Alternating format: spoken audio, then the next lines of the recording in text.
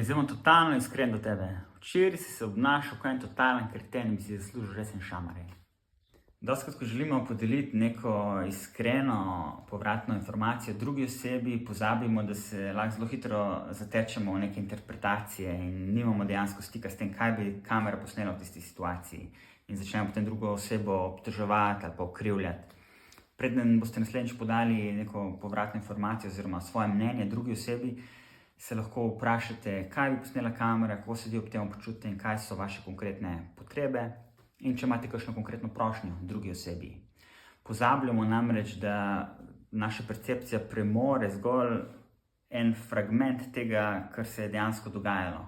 In pozabimo, da lahko na isto situacijo gledamo iz različnih zornih kotov. Zato naslednjič, ko želite podeliti neko iskreno mnenje, se dajte vprašati, a zdaj govorite o neki objektivni observaciji, oziroma ste nekako se zatekli v interpretacije te situacije.